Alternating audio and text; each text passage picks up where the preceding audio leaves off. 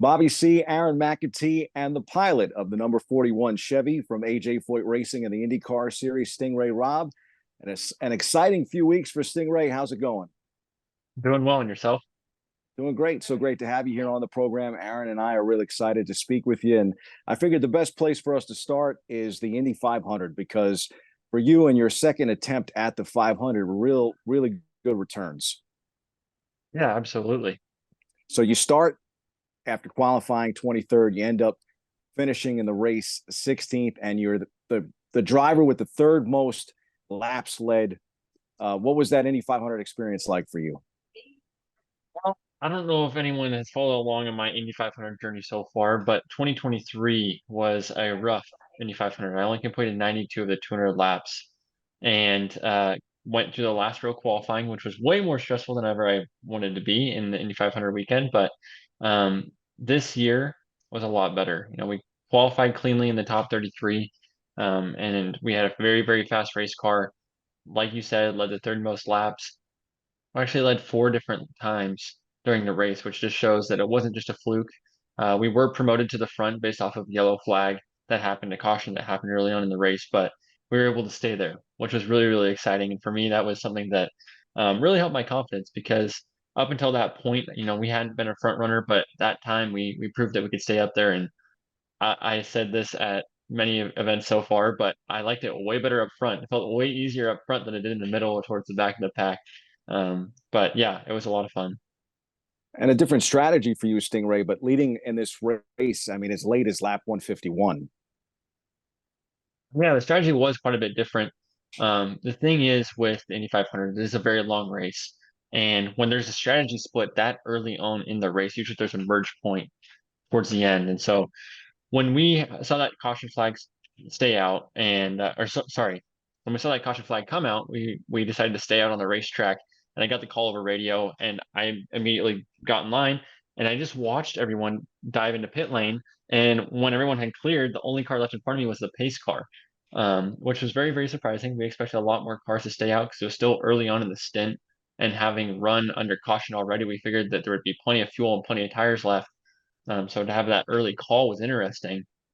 And then as we got towards the end of the race, those plans kind of merged. And unfortunately for us, we didn't pit the two laps before what we were supposed to, and a caution flag came out. So that's kind of what ended our run there. But at that point in the race, we were all on very similar schedules as far as pit stops go. Yeah, that caution flag came out at 147, and I know that Aaron was your biggest fan and supporter. He said, "Look out, Stingray Robb might win this thing."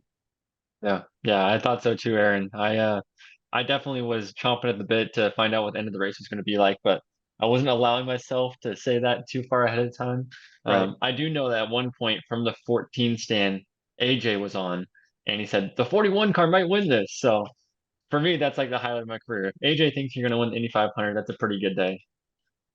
So that kind of segues into another question I was going to ask. And first off, Stingray, like Bobby said, thanks for coming on, and like a lot of people know you've done a lot of stuff with the Race to Razor podcast, and we always appreciate it. So I try to leave you alone for the most part now, but we were doing this special thing. I was like, I'll see if Stingray can come on. But no, it's good. It's good to see you again, and congrats, like Bobby said, on all your success at the 500 this year is really cool. And I was definitely your biggest supporter in turn three, so it was great to see you lead. But talk about the experience of being at the Indianapolis Motor Speedway with probably the most legendary driver to ever race there as your car owner. Just kind of talk about what that was like. Yeah, I mean, the Indy 500 really is a month full of racing. Being in Indianapolis and living here now, I get to kind of see the full effects of the racing and its culture around it. Being the racing capital of the world, Indianapolis has a big fan base, and a lot of times people that are coming to the races these days have been coming for decades or their generations. And so for me, being with someone like AJ Foyt Racing has kind of allowed me to open up my eyes to the legend and the history of the sport because everyone I meet is like, I've been coming for the last 58 years to this race, and AJ was the guy I grew up cheering for, and he's my favorite. He's my guy. And so time after time after time, I get that story, and then when it's my turn to walk across the driver intro stage, there's a big cheer because I'm AJ Foyt's driver. And so that was a really cool experience to kind of see the legend and kind of the impact one driver can have on a whole sport, on a whole city, on a whole culture. Um, and it's very inspiring too. I mean, those are big shoes to fill, and I don't ever think I'll be able to fill AJ Foyt's shoes, but at least I can be a part of the legend, the history, and hopefully bring them some results in the meantime. Now, was there any advice or anything he said to you during the month that kind of stuck out to you? AJ, he kind of stays in his corner these days and Yeah. lets Larry be the boss on the team. But I remember there was one time I was standing in the driver lounge area, getting ready to go out on track, doing some adjustments to my helmet, and he was telling us some stories about the helmets he used to wear and what he used to do to make himself a little bit more comfortable in the car. And I'm very thankful that we have the safety we do nowadays because some of the stories he was telling I was not loving as far as from the driver's perspective. They're so wild, but yeah, not any real advice, but some really, really good stories. Absolutely. Most passes for you at Road America, Sting Ray Robb, and it seems like not just a good performance on the oval at Indianapolis, but now it's starting to translate into some other races too. Yeah, I think so. I said this at the very beginning of the year. I thought the month of May was going to be our momentum builder. And so coming into a new team, I think that everyone kind of gets to see the roughs and bumps of the start of the season. And there's a lot of new guys on the team as well. I mean, we have actually not even a lot. It's a whole new engineering crew this year, besides Michael Cannon and one of our other performance engineers. So I think for us, it's been trying to build a relationship, trying to build a process that works well on a race weekend, and we're just now starting to see some of the results of that, and we're able to capitalize more on race weekends and having cleaner practice sessions, and then into qualifying and into racing. So hopefully we'll keep going that direction. I know there's a lot more to come, but we've definitely closed up the window to the front of the field a lot more, and I can see ourselves, making another jump here shortly. Now, the diehard fans will know what your name is all about, your first name, of course, but maybe those that are not diehard motorsport fans might not. How did you get the coolest name in motorsport? Yeah, everyone always thinks it's a fake name, but I always lead out by saying, no, it's my real name. I promise to pull out my Idaho driver's license and show it to them. But the story goes, my parents were big Corvette fans. That's the fun, passion side of the story that kind of tells where I've got my passion from. But the longer, more boring side of the story is that my dad's side of the family's heritage is from Stirlingshire, Scotland. So Sting is actually short for Sterling. And then both of my grandfathers had Ray in their name. And so it's a combination deal, but really it was just a silly excuse to name me after a Corvette, which in all hindsight worked out pretty well. Aaron and I were teasing each other because I said he showed me a great picture of you in his pedal car, probably around Yep. maybe age 4 or 5, Corvette car. And I was curious. I asked him, I said, does Stingray have a Stingray Corvette? No, not yet. I was hoping I could get one at the 500 this year, but I'll have to wait another season, it looks like, to get a shot at that. My dad does have a 66 Stingray that I grew up around. I mean, that car has been his baby longer than I have, so it's kind of cool. Awesome. Now, it's kind of ironic because last year, obviously, you were Dalecoin Racing in a Honda, and this year you're actually in a Chevy. So you can kind of live on that, the Stingray, thing a little bit. So talk a little bit about, because I know you've been to like I think you went to the Corvette Museum, correct? So Yep. now that you're with Chevy, you can kind of lean into the whole Stingray and kind of enjoy that, right? Yeah, absolutely. I think my parents are a lot happier now that I'm wearing bow ties, but I think the beautiful thing about IndyCar racing is that having Honda and Chevy involved, they both do very good jobs. And to enter into the IndyCar series with Honda was a great experience for me to kind of learn their process and their program.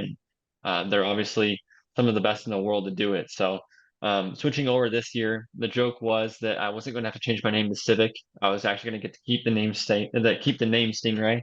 Um, and so it's been good to not have to kind of tell my name and then cover up the logo on my shirt while I'm telling the story behind the Corvette. And anyways, it's been good. The transition's been really good so far, and I think that everyone at Chevrolet has been doing a good job this year, and they've been very welcoming. I think the name might be part of it, but at the very least, I've gotten a chance to kind of really lean into it and kind of not resurrect, but sort of remember why I'm here and remember the name. in a sense. And going to a place like the National Corvette Museum has been really cool to kind of celebrate where my passion came from. Seems like the fans have really been embracing you too, Stingray. I mean, I love looking at your social media, and a young man that had a T-shirt that said, "I'm not Sting Ray Robb," and you actually put it on social media and said, "I am Sting Ray Robb." It's been really fun. I think this May was kind of the turning point because, everyone's getting to come to the racetrack every day and they get to see my name up there. And we've had some iconic liveries so far this year, which has been fun to see sort of the attention that draws as people choose the favorite looking car. But also, again, being aligned with AJ Foyt Racing has been really good for that. But I think the Indy 500 was really good for us just because it kind of not only drew people in, but the people that were already drawn in, we hooked straight to the bottom. So I've been really liking it so far, having all the cheers and support people and having to be true fans now. It's not just people that hear the name. Like I said, they're hooked. So they're buying jerseys, they're buying T-shirts, they're making their own T-shirts saying that they're not Sting Ray Robb. But that's kind of the beauty of it. I mean, that the guy wore that shirt because people were stopping him in the paddock asking for pictures and autographs from him. He's like, I'm not Sting Ray Robb. It's not me, I promise. So it's kind of cool to kind of see the fandom grow, but also to have the support of such a quality crowd. I think you look at other series, you look at other sports. I think the crowds are a little bit tougher, but IndyCar racing's got some of the best fans in the world, in my opinion. And some of that growing now too, because it seems like the series making such a concentrated effort. For me, I wanted to ask you two things, Stingray. The first one was, what was it like to throw out the first pitch for the Brewers, now a member of the Brew Crew? And then this really monumental deal in terms of TV rights for the IndyCar series, which actually happened today, moving on from NBC to Fox. Yeah, I mean, very exciting times that we're in. Like you said, IndyCar's been doing a good job of growing the sport off the racetrack. I think that we have one of the best products as far as motorsports goes in the world. Some of the best competition you can find, some of the best racing you can find. And the quality really shows in the fan base, I think. And we're trying to expose that to the world. It's trying to show people, hey, look at this product that we have that's so good. And getting to throw out the first pitch for the Brewers was a highlight of my year so far, probably my career too. I mean, I grew up playing baseball back in Idaho a little bit, and so I was a little bit sad. I didn't get to warm up as much as I wanted and didn't have the best pitch. It wasn't a perfect strike, but still, it was really, really cool to kind of see the sport grow. And then the announcement today with Fox Sports, I think is very interesting. I think that it'll be very good for IndyCar racing to have that platform to build off of. I think NBC Sports has done a good job last few years, but there's always some nitpicks we can make from behind the scenes. And I think that this is going to be a good spot for the series to grow. What obviously this is your second year in IndyCar. And even before you were with Delcoin Racing, I'm sure you had expectations with IndyCar and you kind of had an idea of what it would be like in the series. Looking back now, well into your second season, what do you think would be some of the biggest things that surprised you the most about being in IndyCar series? That's a great question. And I think the best way I can answer it is you don't know what you don't know. And as a young driver coming up through the ranks, you think that you're some hot stuff, and until you get your butt whooped the first time that you sit in an IndyCar. And I mean, really, um, every driver in the IndyCar series deserves to be there. Everyone has earned their right. They've all proven that they have what it takes to be an IndyCar driver, and I don't think there's any slouches. Anyone that you can point to that says, "Hey, like we need to get them out of here and get someone else in the seat." Everyone is very good at their job at this level. And it's a very competitive field. Like I said, we have one of the best products as far as motorsports goes in the world. And so I think that what I didn't really appreciate when I first came to IndyCar is how tight the field is, not because it's easy to drive, but because of how good the athletes are. And, that's something to be said about the car, the products, the series. Everyone's done a very good job of making it available to the driver and making it a driver series. And so you get to see the best of the best go at it weekend to weekend, and you don't know who's going to come out on top. Obviously, there's the big hitters at the larger teams that have some more resources, but you still get to see the little guys, the underdogs, lead the race for 23 laps, Indy 500, right? So for me, that's really exciting. And as a rookie, I don't think I learned to appreciate that as much. I just didn't like having to work so hard. But now that hard work is kind of welcome because I get to see the advantage it lays into. And so for me, I got to learn a lot of patience last year, and I also got to learn where I needed to improve on and off the racetrack. and how I can improve on and off the racetrack. I think that um, everyone gets to see the talent, right? But I would say 99% of the time, it's not the talent that shows; it's the hard work behind the scenes that's actually hidden, that really comes through on the racetrack. When me and Scott had to Stingray on at McGilvery's on our live podcast, we were talking a little bit about, getting to race against some of your heroes, right? And I think you told a story, and correct me if I'm wrong. You had a T-shirt. I feel like it was Elio, but you can correct me if I'm wrong. Was it Elio Yeah. when you were a kid? Yeah. So I mean, talk a little bit about what that's been like, just getting to race against people like Elio, like Scott Dixon, people that you grew up watching on TV, and some of these people were actually racing in the series before you were even born. But just kind of talk about just what that's been like to race against people you've grew up watching. Yeah, I mean, it's very cool. I always like to tell people the joke that Helio's been winning Indy 500 since before I was born, Yeah. which I don't think he likes that statement very much, but it shows how good the guy is and how much longevity he's had because of that skill he's developed. And for me, I didn't have a lot of heroes growing up as far as motorsports go. I think the big one I always looked to is Ayrton Senna. The documentary came out when I was a young kid in karting, and I said, that's what I want to be. I want to be like Ayrton Senna when I grow up. I want to be an F1 champion. I want to be an open wheel champion.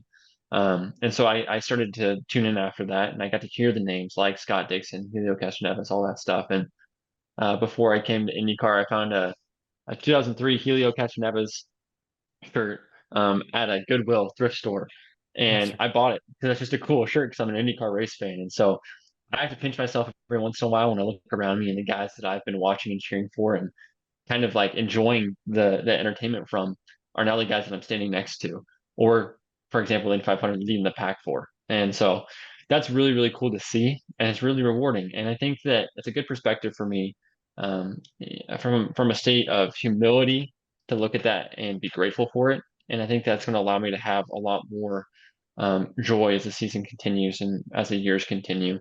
And in a series, it's very competitive. I mean, I think that it's good to enjoy the company that you're in, whether you're competing against them or not. Stingray, both Aaron and I have talked long about how incredible the IndyCar series is. Like you talk about the competitiveness, and I think both Aaron and I feel the same way about this. I know a lot of people are now talking about Formula One here in the United States, but they really should be talking as much, if not more, about the IndyCar series. So I thought it was great to hear the Indy 500 winner, Joseph Newgarden, on the Pat McAfee show when he was asked about whether or not all of you could race in Formula One. And he was like, hell yeah. Do you feel like all of these drivers should be considered, let's say, greater than they might actually be, just because it's been a series that has kind of dominated more in the Midwest than other parts of the country? I think so. The unique thing about that statement from Joseph is I agree. I think that what he said was very true, and I think that you could take the best drivers in F1 and the best drivers in IndyCar and put them head to head, and it would be quite the show off. So, for me, I think that there are different driving styles. There's different demands for each one, and so you can never get a true comparison. But I think that you can have an appreciation for both, in their own perspectives, especially for F1 being kind of like the grand show and international series. There's a lot of appeal and a lot of pageantry, I think, that goes with that. But for the true race fan, and I'm not going to say that there aren't true race fans in F1 by any means. I don't think that's true. I mean, I enjoy watching F1. But for the true race fan that wants to see a great product where anyone can win, it's very competitive, and the guys that are there are are not just there off of politics, and I'm not saying that this is the case for everyone in F1, but they're there because they've earned it, and they're a fan favorite because they've earned it, and they're not just some picture, some face on the screen as much as they are a race car driver. I mean, I think that it would be actually underrated, in the sense that drivers in IndyCar are more driver than they are celebrity, whereas F1, it seems like they're more celebrity than they are Yeah. driver sometimes. So, Stinger, I wanted to do a fun little thing. So, obviously, I have done several interviews with you, or at least two. So I want to do something a little different. Now, so this is called like rapid fire questions, right? So you can answer these as quick as you want, or if you want to elaborate on them, that's fine. Me and Jagger did a interview with Mario and May, and we did this, and it worked really well. So, I'm excited. I think this will be good. So we'll start. Favorite food? Steak and All right. potatoes. Favorite movie? uh, uh, Ford versus Ferrari. Okay. Favorite musician? Toby Mac growing up, and now Forrest Frank. Okay. Favorite sport besides racing? Basketball. Okay, and I know you live in Indy now. What's your favorite restaurant in Indy? That's tough. Uh, I would say Convivio, which is an Italian place just north of the city. Top notch. So good. That's I haven't heard of that. I have to look that up. very good. Favorite place in Indy to get away. So I see like on social media, like you go out in nature and stuff. Like, if you found any cool places in Indy you like going to kind of get away. There's some secret spots I like to go to. I did get down to Turkey Run, Yeah, which is a Turkey state Run's cool. park, and a few other places like that. I like to be outside as much as possible. Favorite karting track. Oh, that is tough. This is not very rapid fire. I'm gonna say Sonoma, California. Do they race on the normal? So that's actually at like the IndyCar track, or so it's a smaller No, track, or no. So if you look up the hill from Sonoma Raceway, which yeah. is the like IndyCar series track, there's a go-kart track on top of the hill. Oh, okay, that's cool. I was also going to ask your favorite indoor karting track, but that's a little biased. Oh So yeah, I would say Fast Times. yeah, there we go. Yeah. Favorite streetcar. I think we know the answer to this. So Sting Ray Corvette. But I yep. would say older, not newer, which is maybe a hot take. Favorite non-IMS track. Laguna Seca or Watkins Glen. Both very good. And that's all I have. Awesome. Cool. Semi-rapid fire. Well, since we've got California coming up on the calendar here, any thoughts about kind of forecasting that, foreshadowing that, Stingray? I'm very excited. I'm a West Coast kid. I say that as I'm from Idaho. I've affectionately called it the Pacific Midwest now that I've been living in Indianapolis, and it's not quite the West Coast, but being in California, it's a place that I got to grow up go-karting in, and Laguna Seca is a track that I remember is the first track I ever did on a simulator. So I've affectionately grown up driving on it, and it's one of the coolest tracks in North America, in my opinion, with the corkscrew and the different elevation. And it's just a beautiful place. I mean, you couldn't ask for a much better location in my mind. Excited about Milwaukee too. Now that you're part of Brewer lore for the division leading Brewers. I think that Milwaukee will be a very interesting race. We had our test there right after the last race at Road America, and for me, the track is quite a bit shorter than anything else that we've done in IndyCar, and there's a lot less grip. I mean, it almost feels like a rain race, and it's such a weird feeling and sensation to have that on an oval where you're trying to push the speeds on the way in and on the way out. For me, I think it'll be interesting to see what we arrive at the track with. I know it hasn't been driven on a little bit, but the guys that have had experience seem like it has a little bit less grip than what they were expecting. So I hope that builds up before the race hits, but that's kind of the fun of IndyCar racing is that it's always changing and you have to adapt. Absolutely. Well, I don't have anything else. You have anything else, Bobby? Well, I mean, I was going to ask about the NBA Finals since Stingray's such a big basketball fan, but it seems like it might be nearing being complete already after last night's game between the Mavericks and Celtics.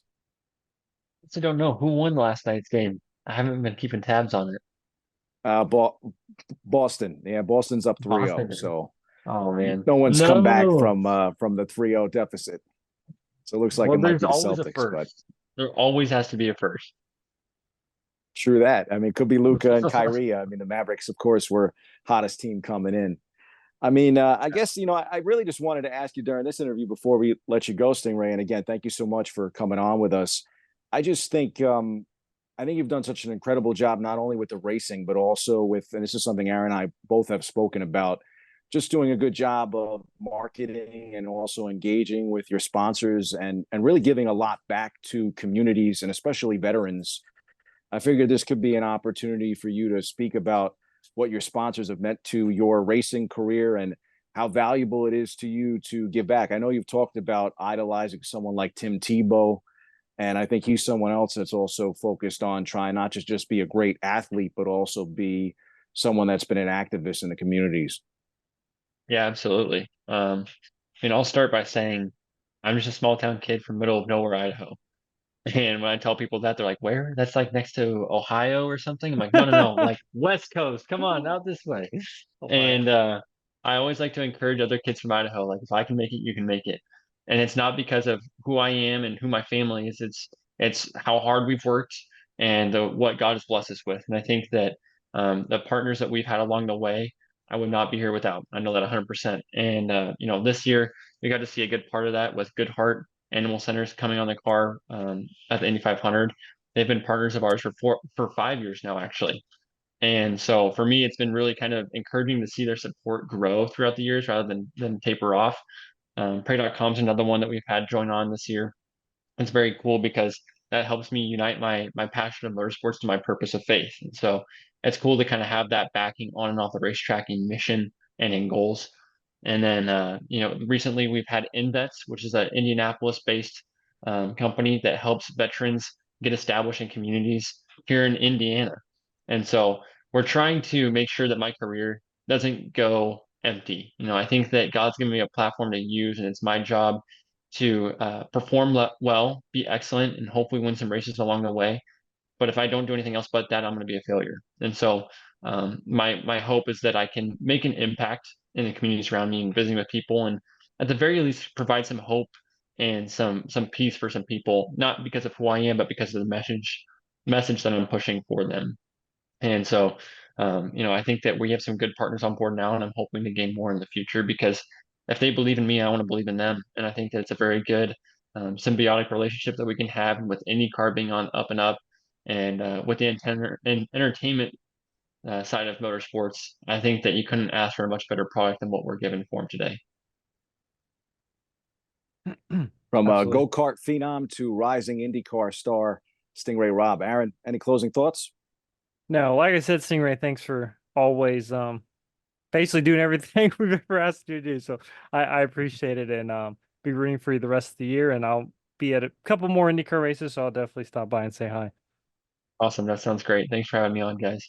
Yep, thanks. Best of luck, Sting Ray.